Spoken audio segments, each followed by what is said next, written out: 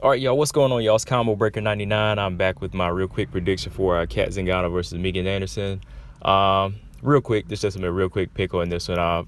First off, I feel like this fight is going to come down to who's really the stronger fighter. And I mean by not just being physically strong, but also mentally strong. Whoever can be the fighter that can dominate with their most will in this fight, because they have a lot riding on this fight. This is Kat's first fight at featherweight.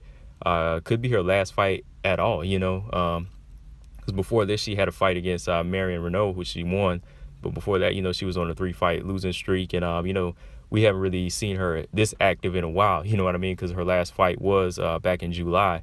But quick turnaround, and now we got Megan Anderson, who's in here with her second fight in the UFC. She's already 0-1 in the UFC at featherweight, after taking on Holly Holm. And, before that, she was on a long layoff. So both of these fighters got something to prove, especially like Kat at a new weight class. But what this fight is going to really come down to is for Kat, she's going to need to use her ground game in this fight.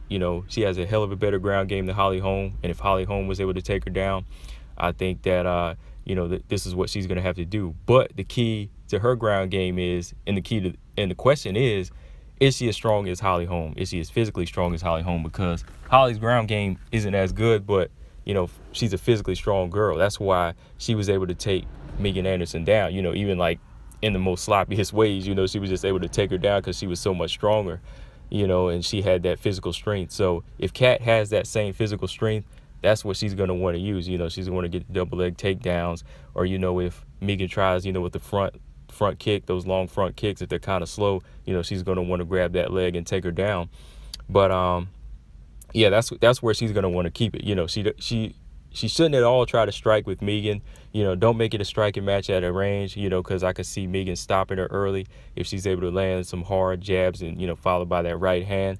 So Kat's whole game is going to want to be, be the bully, go on the inside, use knees in the clinch, and then use a double leg takedown, or, just try her best to, any way she can is ragdoll her and keep her to the ground and, ground and pound to, either she can set up a submission, because, I know, like I said, she's better on the ground than Holly, so I think she can set up a submission win as soon as she gets her down on the ground a little bit faster than, Holly did, because Holly wasn't able to submit her. But looking at Megan Anderson, her whole game, she's going to want to stay on her feet.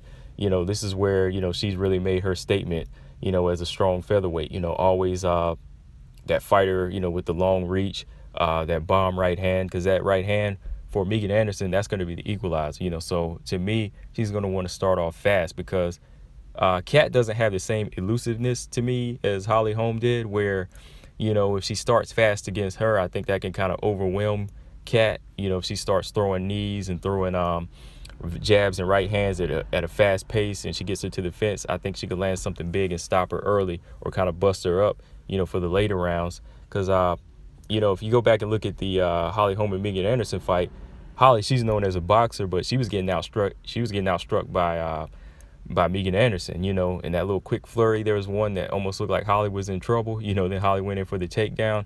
I think she could capitalize more off little flurries like that on Kat, because, Kat, like I said, doesn't have that same head movement or quickness like Holly Holm. But that's all if Kat's going to be able to, that's all if, Kat gets that, if she reacts, in that type of way for Megan striking. If Megan comes right after her and starts landing them big bombs, we'll see how she reacts to that. But yeah, that's what she's gonna have to do: stay on her feet, keep a striking game. But as far as this my prediction and playing out, I still have to say this is 60-40 for Kat, just off her experience and based off of her ground game.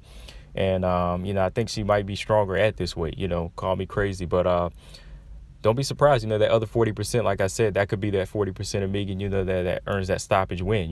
She might be able to put her on a striking clinic, pot shot Megan from the outside. But I'm going to have to go with Megan on this, because I'm going to have to go with Kat on this, because I think Kat has the better, like I said, better ground game.